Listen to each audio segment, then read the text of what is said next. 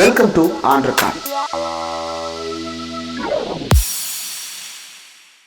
Welcome to on record. இன்றைக்கு நம்மோடு நேர்காணலுக்காக சிறப்பு விருந்தினராக மார்க்சிஸ்ட் கம்யூனிஸ்ட் கட்சியிலிருந்து திரு செல்வா இணைந்திருக்கிறார். அவரோடு பேசலாம். தோழர் வணக்கம். வணக்கம். மோடி 3வது அமைச்சரவை நேற்று பதவியேற்று இருக்கிறார்கள். இலாக்காக்கள் இன்னும் அறிவிக்கப்படலை. பட் ஆனால் 30 கேபினெட் மந்திரிகள், 5 இணையமைச்சர்கள், 30 துணை அமைச்சர்கள்னு எல்லாரும் பதவியேற்று முடித்து விட்டது. இந்த பதவியேற்பு அப்படின்றத எப்படி பார்க்குறீங்க? கிட்டத்தட்ட மோடி அரசாங்கம் எண்ணிக்கை அதிகப்படுத்தியிருக்காங்க, அமைச்சர் எண்ணிக்கையை. கடந்த முறை அவங்க பதவியேற்கும் போது அமைச்சர் யார் யார் எந்த பொறுப்பில் இருக்காங்கன்னு சொல்லி பதவியேற்றாங்க.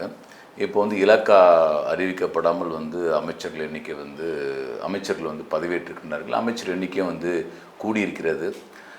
அடுத்ததாக மோடி அவர்கள் எப்போதுமே அவருடைய தவறான தகவலை நாட்டு மக்கள் முன்னாடி தெரிவிப்பது போல ஜனநாயகத்தினுடைய பெரும் பாதுகாவலம் போன்று இந்த முறை நாடாளுமன்றத்திலாம் விவாதம் நடக்கணும், நாடாளுமன்ற உறுப்பினர்கள்லாம் அதை ஆக்கப்பூர்வமாக முன்னே ரொம்ப நாள் ஆச்சு விவாதத்தை பார்த்து அப்படின்ற. ஆனால் இவர் தான் கடந்த 10 ஆண்டுகளாக நாடாளுமன்ற கூட்டத்தில் முறையாக வராத நபர். எதிர்கட்சிகள் நாடாளுமன்றத்தில் விவாதங்கள் அனுமதிக்காத ஒரு கட்சியாக பாஜக கட்சி இருந்திருக்குது. அது மட்டும்னா நம்ம ஒரு பில்லு முன்மொழிகிறாங்க, அதில் மாற்று கருத்துன்னு சொன்னால் அந்த பில் ஸ்டாண்டிங் கமிட்டிக்கு அனுப்பணும். ஸ்டாண்டிங் கமிட்டிக்கு அனுப்பாமல், அந்த தெரிவுக்குழுவுக்கு அனுப்பாமல் அதை முழுக்க முழுக்க முடமாக்கினவர். எதிர்கட்சி உறுப்பினர்கள் பேசும்பொழுது மைக் ஆஃப் பண்ணக்கூடிய வேலையை பிஜேபி கடந்த காலத்தில் செய்திருக்கிறார்கள். அதே மாதிரி அடுத்து பேசின நபர்களை சஸ்பெண்ட் பண்ணியிருக்கிறாங்க. ஒட்டுமொத்தமாக எதிர்கட்சி நாடாளுமன்ற உறுப்பினர்களை நாடாளுமன்ற அவையிலிருந்து நீக்கம் செய்து ஒரு ஜனநாயக விரோத அரசாக மோடி அரசாங்கம் செயல்பட்டுருக்குது. இப்போ முதல் நாளே பொய்யை சோத்தில் என்ன தான் சொல்ல, முழு பூசணிக்காவை சோத்தில் மறைக்கிறது பதிலாக என்னென்னா ஒரு பருக்கையில் முழு பூசணிக்காவை மறைக்கக்கூடிய வேலையை மோடி அவர்கள் எடுத்திருக்கின்றாரு. இன்னொரு புறம் பார்த்திங்கன்னா இந்த அமைச்சரவையில் நாடாளுமன்ற தேர்தலிலே பங்கு பெறாத நிர்மலா சீதாராமன், ஜெய்சங்கர், நட்டா, வைஷ்ணவ் அந்த மாதிரியான 4 அமைச்சர்கள் 4 பேர் அமைச்சர்களாக பொறுப்பேற்றிருக்காங்க. இதில் நிர்மலா சீதாராமன் அவர்கள் தேர்தலில் நிற்கணும்னு சொல்லிட்டு பாஜக கட்சி தலைமையிடம் சொல்லும்போது என்னால் நிற்க முடியாது, ஏன்னா எலெக்ஷன் நிற்கனா பணம் வேணும், என்கிட்ட பணம் இல்லை என்பது பேசினாங்க. பொதுவாக ஒரு கட்சியில் சொல்லி அந்த நபர் அந்த வேலையை செய்யலாம், அவங்களுக்கு பதவி கொடுக்க மாட்டாங்க. ஆனால் நிர்மலா சீதாராமன் அவர்களுக்கு பதவி கொடுத்துருக்காங்க. அந்த 4 பேரும் உயர் சாதியை சார்ந்தவர்கள்.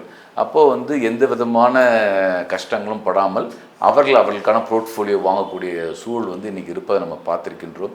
அதே போன்று இந்த அமைச்சரவையில் பார்த்தீங்கன்னா எந்த விதமான இஸ்லாமியர்கள் இல்லை. நீங்கள் இஸ்லாமியர் இல்லை, கிறிஸ்தவர் இல்லை, சீக்கியர் இல்லை, புத்திஸ்ட் இல்லை, கிட்டத்தட்ட சிறுபான்மை மக்களுடைய குரலை பிரதிபலிக்கக்கூடிய வகையில் அமைச்சரவையில் மக்கள் தொகையில் 14% இருக்கக்கூடிய இஸ்லாமியர்களுக்கான ஒரு மந்திரி சபையில் இடமில்லை. தொடர்ந்து அப்படி தான் பாஜக செயல்பட்டு கொண்டிருக்கிறது.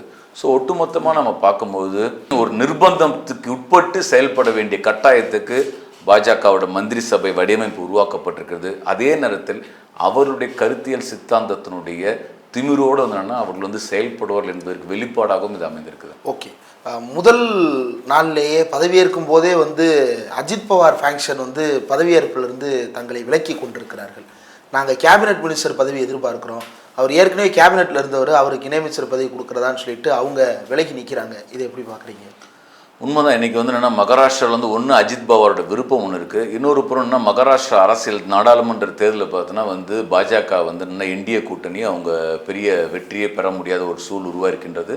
ஏன்னா மகாராஷ்டிராவில் அவங்க கட்சியை உடைச்சாங்க. சிவசேனா கட்சியை உடைச்சி அங்கே ஒரு குரூப் உருவாக்குனாங்க, சரத்பவார் கட்சி உருவாக்கி ஒரு குரூப் உருவாக்குனாங்க.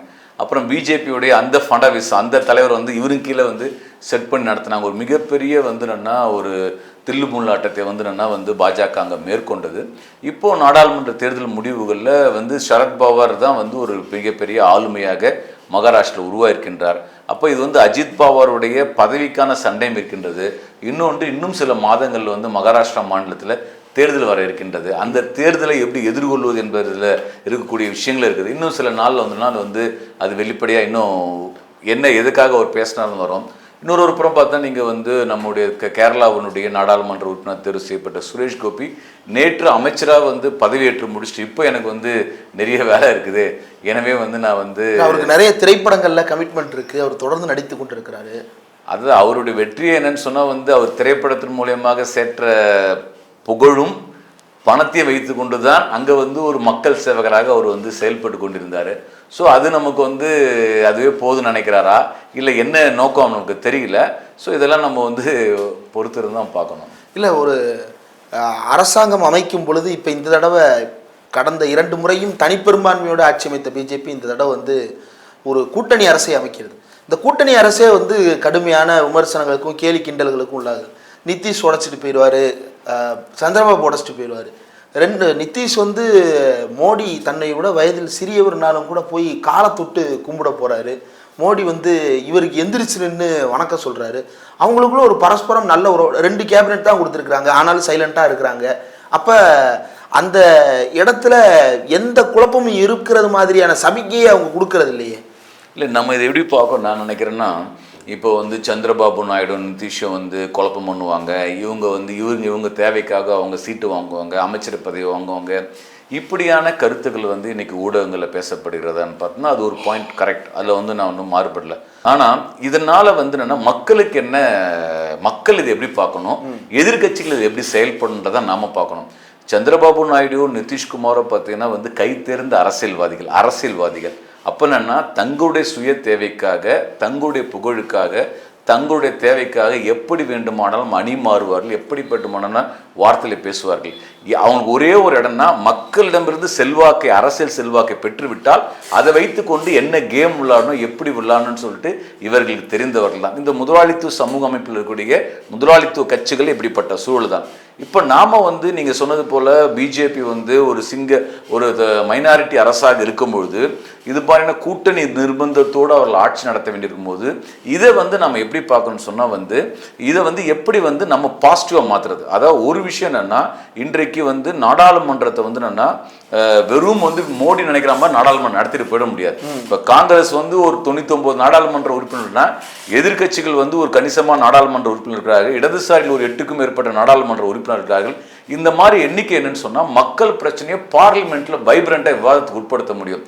அரசாங்கத்தை நெருக்கணும். நீங்கள் வந்து என்னன்னா இந்த சமூகத்தில் வந்து எப்படி மதத்தை மட்டும் வைத்துக்கொண்டு இஸ்லாமிய வெறுப்பை வைத்து மட்டும் கொண்டு நான் வந்து கட்சி நடத்தும் ஆட்சி பிடிப்பேன்னு பிஜேபி சொல்லிச்சுன்னா முடியாது.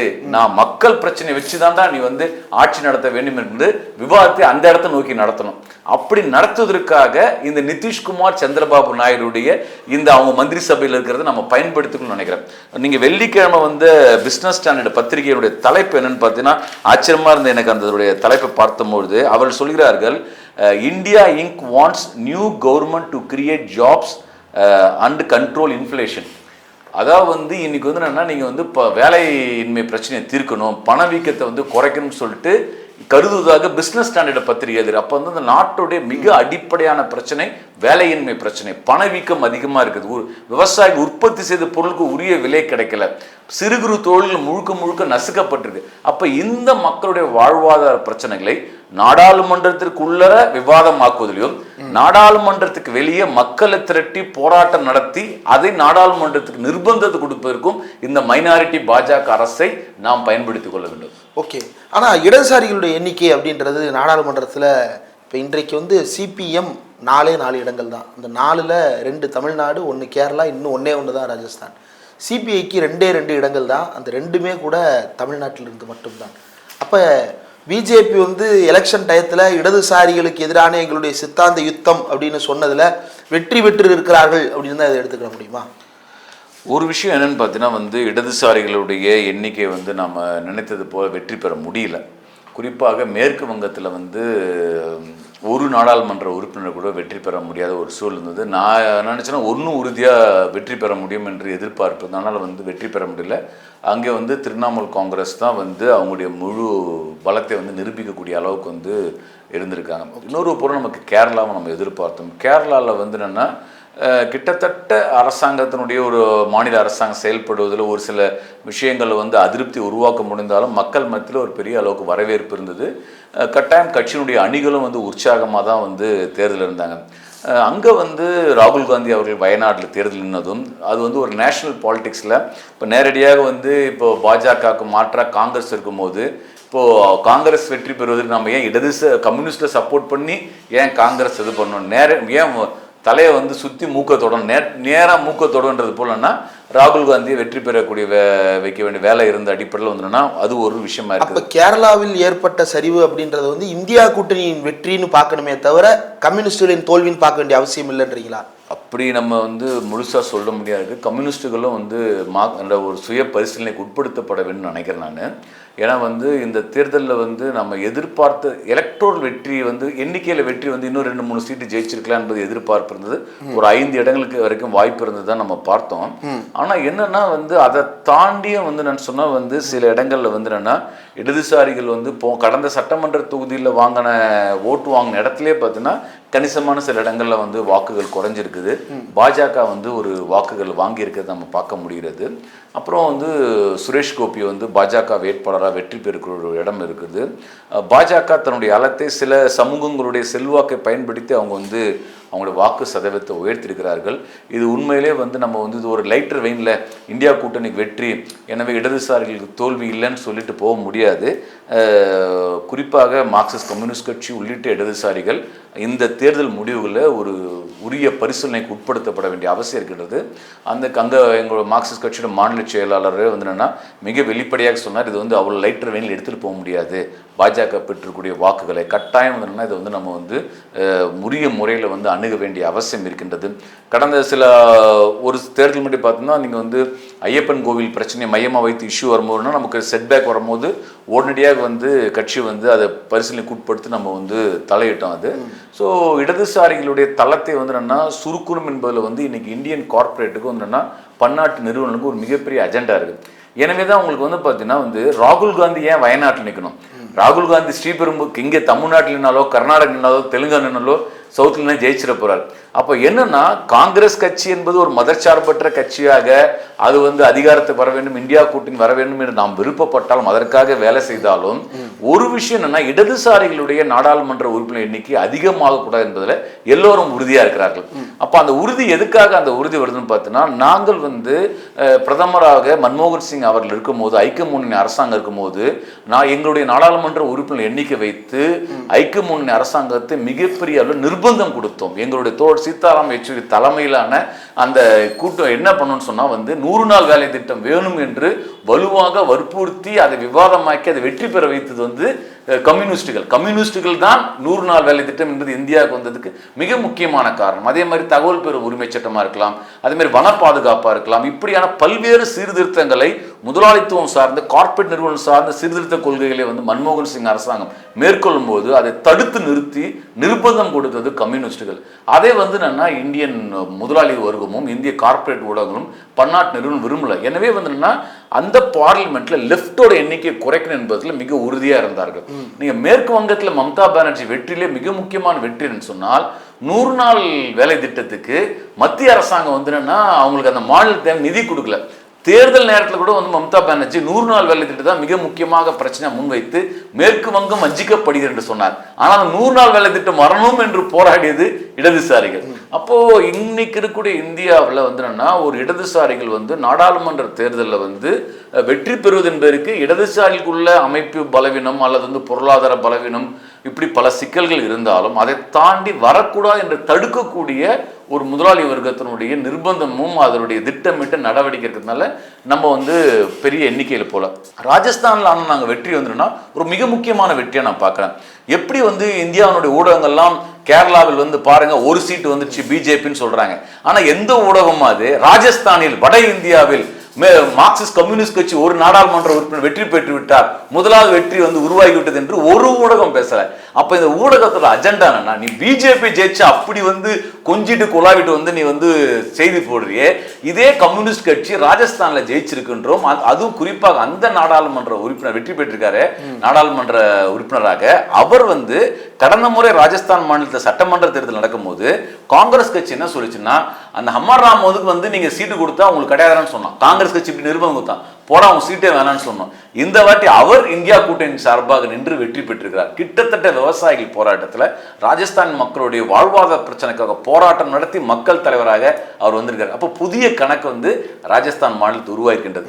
பீகார்ல சிபிஐ எம்எல் 2 நாடாளுமன்ற உறுப்பினர் வெற்றி பெற்றிருக்கிறார்கள். பீகார்ல வந்து கிட்டத்தட்ட பார்த்தீங்கன்னா பீகார் உத்தரப்பிரதேச ஒரு காலகட்டத்தில் இடதுசாரிகள் வலுவாக இருந்த ஒரு இடம் தான். இன்றைக்கு மீண்டும் இந்த கூட்டணி மூலியமாக இடதுசாரி 2 பேர் வந்திருக்கின்றார்கள். அப்போ சிபிஐ ஒரு 2 சீட் இருக்கின்றது. அப்போ இந்த எண்ணிக்கையை என்னன்னா நாம ஒரு டபுள் டிஜிட்ல வரல என்பது ஒரு எதிர்பார்ப்பு வரல இருந்தாலும் இந்த எண்ணிக்கை வராம தடுப்பதற்கான ஒரு திட்டமிட்ட அஜெண்டா இருக்கிறது என்பதை நம்ம பார்க்க வேண்டிய அவசியம் இருக்குது.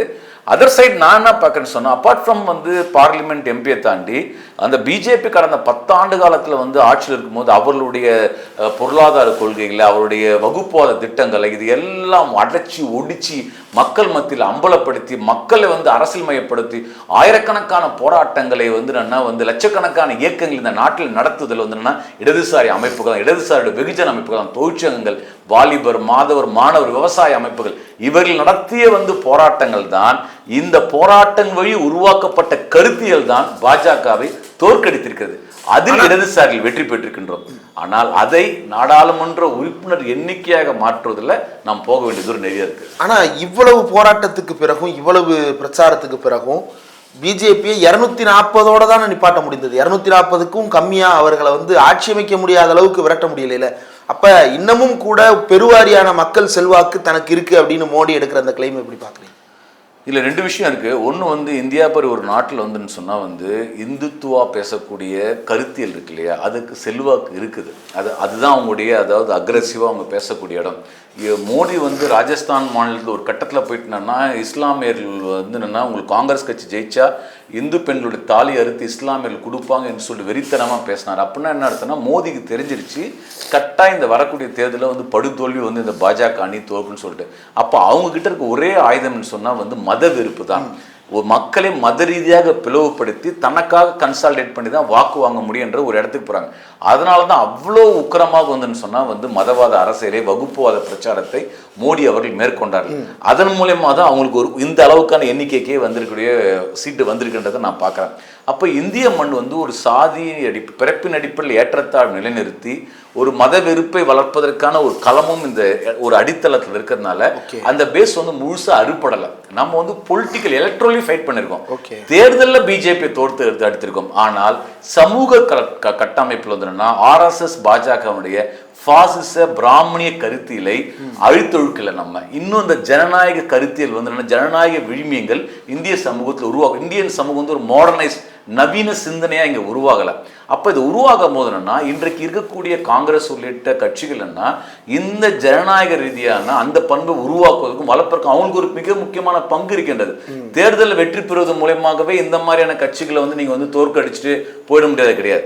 அப்போ இன்னொன்று வேலை செய்ய வேண்டிய இடங்கள் அதிகமாக இருக்கிறது. அதை முன்னெடுக்க வேண்டியதா இருக்க நான் பார்க்குறேன். அது 2வது, இதை மக்கள் மோடிக்கு ஆதரவு கொடுக்குறாங்களான்னு நீங்க கேட்டீங்க. அது மக்கள் மோடிக்கு ஆதரவு கொடுக்குறாங்களா எனக்கு தெரியல, அப்படி நம்ம பார்த்துட முடியாது. ஏன்னா நீங்க மகாராஷ்டிராவில் அவங்க தோல்வி அடைஞ்ச பகுதி பார்த்தீங்கன்னா வெங்காயம் உற்பத்தி, நீங்க வெங்காயம் நாசிக் உள்ளிட்ட அந்த பெல்ட்ல பார்த்தீங்கன்னா வெங்காயம் தான் இந்தியாவுக்கு மிகப்பெரிய அளவுக்கு அங்கிருந்து உற்பத்தி செய்யுது. வெங்காய விவசாயிகள் வெங்காயம் உற்பத்தி பண்ணக்கூடிய இடத்துலன்னா பிஜேபி படுதோல்வியை சந்திச்சிருக்கு. அப்புறம் வெங்காயம் விலை நிர்ணயிப்பதில் அது ஏற்றுமதி கொள்கையில பிஜேபி கையாண்ட நடவடிக்கை முழுக்க விவசாயிகளை கடுமையாக பார்த்துருக்கு. அதே நீ குஜராத்ல வாங்க, குஜராத்ல ஒரு சீட்ல காங்கிரஸ் ஜெயிச்சிருக்கு.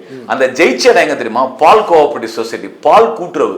பால் அதிகமாக உற்பத்தி செய்யறதுல அந்த கூட்டுறவு சொசைட்டியை சீர்குலைக்கக்கூடிய வேலையை பிஜேபி முயற்சி எடுத்து பால் உற்பத்தியாளர் செய்யக்கூடியவர்கள் அவர்களுக்கு அவருடைய அடிப்படை விஷயங்கள் அரசாங்கம் கவனம் செலுத்தல.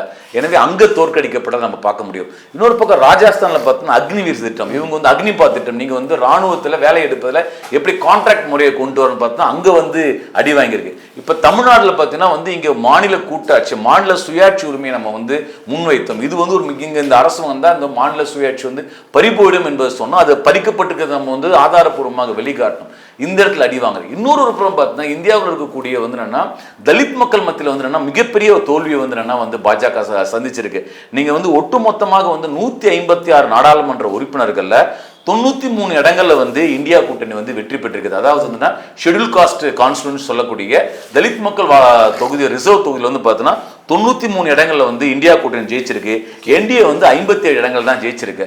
ஏன்னா இந்தியாவோட அரசியல் அமைப்பு சட்டம் பாதிப்புக்கு உள்ளாக்கப்படும். கான்ஸ்டிடியூஷனை காலி பண்றாரு, கான்ஸ்டியூஷன் தான் இந்த தேர்தலினுடைய அடையாளம் என்பது மக்கள் மத்தியில் பிரச்சாரம் கொண்டு போகும்போதுனா அது ஒரு மிக முக்கியமாக மாறி இருக்கிறது. அப்புறம் வேலையில்லா திண்டாட்டம், அது ஊப்பியில் நீங்கள் வேலையின்மை பிரச்சனை வந்து மிக முக்கியமான பிரச்சனையாக இருக்குது. கிட்டத்தட்ட நானே இங்கே பேசினது தெரியல, டைம்ஸ் ஆஃப் இந்தியா பிஜேபிக்கு சப்போர்ட் பண்ணி வேலை செய்த நியூஸ் மீடியாவில் டைம்ஸ் ஆஃப் இந்தியாவிலே நியூஸ் என்ன போட்டாங்க, எம்ப்ளாய்மெண்ட் இஷ்யூ இருந்த அளவுக்கு ஊப்பியில் வந்து பார்த்தோம்னா போலீஸ் வேலைக்கு எவ்வளோ பேருக்கு வந்து என்னன்னா 5ஆம் கிளாஸ் படித்த வேலைக்கு டாக்டரேட் படிச்சலாம் எவ்வளோ பேர் விண்ணப்பிக்கிறான்ற தலையங்கத்தில் எழுதினாங்க.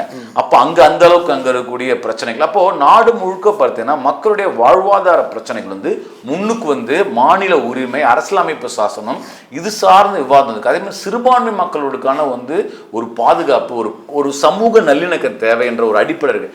எந்த ராஜஸ்தான் தொகுதியில் போயிட்டு தாலி அறுப்பு கொடுத்துருவான்னு சொன்னாரோ அந்த தொகுதியில் வந்து இவரை காலி பண்ணிட்டானுங்க. இப்போ மோடி வந்து தோத்துருக்கிறார். ராமர் கோயிலை கட்டினா ஓட்டுவானா ராமர் கோயிலே வந்து அங்கேயே தோக்கடிச்சிருக்கிறாங்க. அப்போ இவங்க எடுத்த இந்த கொள்கைகள்லாம் காலியாகப்பட்டு சொன்னா மக்கள் மத்தியில் எந்த அளவுக்கு இந்தியா கூட்டணி கட்சிகள் வந்து அரசியலை பேசினாங்களோ அவங்களுடைய வாழ்வாதார பிரச்சனைகளுக்கான மோடியும் அரசாங்கம் எவ்வளோ வந்து காரணமாக இருக்கின்ற பிரச்சாரத்தை முன்னெடுத்தார்களோ அந்த இடத்துலலாம் வந்து மோடி வந்து தோற்கடிக்கப்பட்டிருக்கின்றார், மண்ணை கவ்வியிருக்கிறார். இது வந்து நான் சொன்னா வந்து இந்திய மக்கள் வந்து அளித்த தீர்ப்பது. ஒரு சில இடங்களில் மோடி வந்து வெற்றி பெற்றிருக்கிறார். மோடி வெற்றி பெற்ற இடங்கள்னா இந்தியா கூட்டணி கட்சியினர் இன்னும் சரியான முறையில் அரசியல் ரீதியாக பாஜகவை அம்பலப்படுத்தாத ஒரு விளைவுதானே கண்டி அது மக்களுடைய ஆதரவாக பார்க்க முடியாது. ரைட். இப்போ இந்த எலெக்ஷனில் ஆம் ஆத்மி ஒரு குரூஷியலான ரோல் ப்ளே பண்ணியிருக்கிறாங்க. இடதுசாரிகளும் காங்கிரஸும் திமுகவும் எப்படியான ஒரு ரோல் ப்ளே பண்ணாங்களோ அதே மாதிரியான ஒரு ரோல் வந்து ஆம் ஆத்மிக்கு உண்டு. கெஜ்ரிவால் அரெஸ்ட் ஆகி போனது, அவர் வெளியே வந்தது ஒரு பெரிய தாக்கத்தை ஏற்படுத்துது. ஆனால் டெல்லியிலேயே வந்து 7 தொகுதிக்கு 7மே தோற்று இருக்கிறார்கள். கூட்டணி இருந்தும் கூட தோல்விதான் அப்படின்றது வந்து எப்படி புரிஞ்சுக்கிறது? ஆம் ஆத்மி பற்றி உங்களுடைய மதிப்பீடு? குறிப்பாக அரவிந்த் கெஜ்ரிவால் அவர்களை வந்து என்னன்னா வந்து அந்த அரசை வந்து பிஜேபி அரசாங்கம் வந்துன்னு சொன்னால் ஒரு மாநில அரசை வந்து எந்த அளவுக்கு மற்ற இடத்துல இப்படி ஒடுக்குறாங்களோ அதே மாதிரி ஒடுக்குமுறை ஏவனாங்க. ஒரு முதலமைச்சரை கைது செய்து சிறையில் அமைச்சாங்க. இப்போ நம்ம எல்லோரும் அதுக்காக போராட்டம் நடத்தணும், இந்தியா முழுக்க போராட்டம் நடத்துது. அரவிந்த் கெஜ்ரிவாலுடைய கைது வந்து ஜனநாயக விரோதமானது என்று நம்ம பேசணும். அது ஒரு முக்கியமான நடந்தது. ஆனால் வந்து என்னென்னா அப்புறம் வந்து ஒரு பெயிலில் வந்தார், எலெக்ஷன் ஒர்க் பண்ணார். அகைன் எலெக்ஷன் முடிச்சோன்னா அவர் வந்து ஜெயிலுக்கும் போயிட்டார். இப்போது நம்ம வந்து அரவிந்த் கெஜ்ரிவால் ஆம் ஆத்மி கட்சியினுடைய இந்த தோல்வி எப்படி பார்க்கலாம் என்பதை நான் என்ன நினைக்கிறேன்னு சொன்னால், நீங்கள் வந்து அரவிந்த் கெஜ்ரிவால் வந்து இந்தியா கூட்டணி நெருங்கிய வரல. ஆரம்ப காலகட்டத்தில் கிட்டத்தட்ட அவர் என்ன பண்ணாருன்னா வந்து ஒரு சாஃப்ட் சங்கியாக தான் இருந்தார். அவர் வந்து மோடி மாதிரி என்னன்னா மோடி பேசக்கூடிய அந்த அவர் அப்பர் காஸ்ட் அர்பன் எலைட் தானே மோடியோட இடம்னா அதில் ஒரு இடத்துல தான் ஆம் ஆத்மி இருந்தது. அப்போ அந்த இடத்துல இருந்து அவர் அணுகுனார். நீங்கள் இந்தியா கூட்டணிக்குள்ளே வரல, இடதுசாரிகளும் சேர்ந்து போராட்டத்துக்கே வரல. எப்போ அவர் வந்து வெளிப்படையாக வராருன்னு சொன்னால், கேரளாவினுடைய முதலமைச்சர் பினராயி விஜயன் அவர்கள் டெல்லியில் போய் போராட்டம் நடத்துறாரு. என்னுடைய மாநில உரிமை பறிக்கப்படுது, எனக்கு நிதி கொடுறான்னு சொல்லிட்டோம். தமிழ்நாடு அரசாங்கம் தமிழ்நாடு போராட்டம் பண்ணுறது, கர்நாடகா போராட்டம் இருக்காங்க. அப்போ வந்து என்னன்னா இவருக்கு வந்து பிஜேபி கொடுத்த நிர்பந்தமும் அந்த நிர்பந்தத்தினுடைய வழியாக தான் அவர் வந்து அந்த மேடையை வந்து பகிர்ந்து கொள்ளவே வர்றார். கொஞ்சம் லேட்டாக தான் வர்றார் அவர் விஷயங்களை. இன்னொன்று அவருடைய நடவடிக்கைகள் முழுக்க பார்த்தீங்கன்னா ஒரு அர்பன் எலைட் சார்ந்த விஷயங்களாக தான் அவருடைய நடவடிக்கைகள் இருந்தது. ஒரு கரப்ஷனோ ஒரு உயர் நடுத்தர வர்க்கத்தினுடைய நகரப்புறத்தில் இருக்கக்கூடிய உயர் நடுத்தர வர்க்கத்தினுடைய அபிலாஷங்களுக்கு வந்து ஈடு கொடுக்க வகையில் இருந்தால் போதும் என்ற கட்டமைப்பில் அவர் இருந்தாரான்னு பார்க்கணும். அந்த இடத்துல தான் இருக்கு. அப்போது நீங்கள் டெல்லியில் இருக்கக்கூடிய சாதாரண எளிய மக்களுடைய இது பார்த்தீங்கன்னா அந்த ஆம் ஆத்மியால் இருக்க முடியல. இன்னொன்று ஆப் மாதிரியான ஒரு கட்சிகளை நீங்கள் பார்த்தீங்கன்னா இவர் அந்த பெரியவர் ஒருத்தர் போராட்டம் பண்ணார், இவரோட சேர்ந்து ஊழல் ஒழிக்க அண்ணா ஹசாரேலேருந்து அரவிந்த் கெஜ்ரிவால்லேருந்து இந்த ஒரு பிம்பம் ஒன்று இருக்குது. இந்த பிம்பம் என்னன்னு பார்த்தீங்கன்னா இந்திய முதலாளித்துவ வர்க்கத்தினுடைய கொள்கைகளை கூர்மையாக விமர்சிப்பதே கிடையாது. இந்திய அதிகார வர்க்க கட்டமைப்பு வந்து என்னன்னா கூர்மையான விமர்சித்து அதிலிருந்து எந்த பக்கம் நின்று பேசுவது என்றதுல பார்த்தீங்கன்னா ஆப் வந்து சரியான ஸ்டாண்ட் இன்னைக்கு எடுக்கல. அந்த ஆம் ஆத்மி கட்சியில் இருக்கக்கூடிய உறுப்பினர்கள் அதில் இருக்கக்கூடிய செயல்பாட்டாளர்களுக்கு வந்து ஒரு பார்வை இருக்கலாம். இப்போ தமிழ்நாட்டில் இருக்கிற ஒரு ஆளுக்கு ஒரு மார்க்கலாம், ஒவ்வொரு இடத்துல ஒரு மாறலாம், அவங்களுடைய கருத்தில் வேற மாறலாம். ஆனால் கட்சியாக பார்த்தீங்கன்னா ஆம் ஆத்மி கட்சி இந்த நியோ லிபரல் அஜெண்டா இருக்கு இல்லையா, அதன் பக்கம் நெருங்கிதான் இருக்குது. ஒரு சாஃப்ட் பிஜேபி கருத்தியில் வந்து அவங்க உள்வாங்கி இருக்காங்க. அப்போ பிஜேபி அங்க இருக்குன்னு நினைக்கிறேன், யோ நீ சாஃப்ட் தான், உன்னை விட நீ அதே பொசிஷன் எடுக்கும்போது நான் உன்னை விட அவன் பொசிஷனுக்கே போறேன்றதுக்கு போயிட்டாங்கன்னு நமக்கு தெரியல. ஏன்னா அவர் கைது ஆனதே வந்து என்னன்னா நாடாளுமன்ற அந்த தேர்தலில் வந்து ஒரு மிகப்பெரிய விவாதம் ஆகலை. இப்போ நான் என்ன நினைக்கிறேன்னு சொன்னா இன்றைக்கு இந்த ஆம் ஆத்மியுடைய தோல்வியும் டெல்லியில் வந்து பிரதானமாக தலைநகரில் வந்து முழுமையாக தோற்கடிக்கப்பட்டு நாம் என்ன புரிஞ்சுக்கணும்னா இன்னைக்கு இந்திய அரசாங்கம் வந்து ஒரு கட்டமைப்பு உருவாக்குறாங்க. ஸ்மார்ட் சிட்டி, அர்பன் சென்டர், நகரமயமாக்கல், ஒரு எலைட்டுக்கான ஒரு இது. நான் வந்து நிறைய சாஃப்ட்வேர் இண்டஸ்ட்ரி கொண்டு வந்துடுறேன், வெளிநாட்டு முதலீடு கொண்டு வந்துட்டு இருக்கிறேன், எல்லா நவீன இதுவும் வந்து நான் இங்கே கொண்டு வந்துட்டு இருக்கேன்ற மாதிரி தான் இந்திய அரசாங்கம். நீ கொண்டு வரக்கூடிய ஸ்மார்ட் சிட்டியை பற்றி இருக்கக்கூடிய பிரம்மை ஒன்று இருக்கு இல்லையா, அர்பன் மிடில் கிளாஸ்க்கு, அந்த பிரம்மையை நம்ம உடைக்கணும்.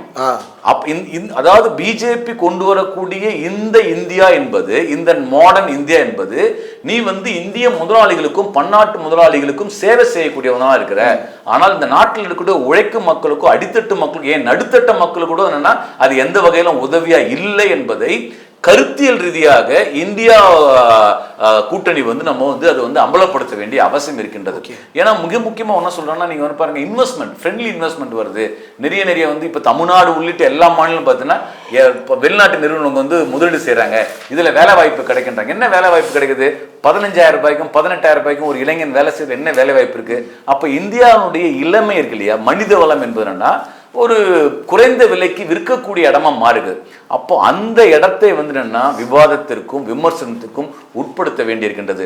பொருளாதார கட்டமைப்பில் பிஜேபியினுடைய திட்டங்களை மாநில அரசுகள், தமிழ்நாடு உள்ளிட்டு இந்தியா கூட்டணியில் அங்க வைக்கிற மாநில அரசு என்ன பண்ணா, பிஜேபி கடைபிடிக்கக்கூடிய நவதாராள கொள்கைக்கு எதிராக ஒரு பணத்தை ஒரு கூட்டம் மட்டும் அனுபவிக்கக்கூடிய இடத்துல இருந்து எல்லாருக்கும் சமதளத்தில் போறதுமான இடத்தை சார்ந்து நம்ம வந்து சிந்திக்கணும், செயல்படணும். அப்பதான் நீங்க urban middle class, urban voters இருந்தனா நீங்க வந்து உங்க பக்கம் இருக்க முடியும் நான் பார்க்குறேன். ரைட், நிறைய விஷயங்கள் பகிர்ந்துட்டீங்க. இவ்வளவு நேரம் ஒதுக்கி இந்த நேரம் தந்ததற்கு மிக்க நன்றி தொடர்.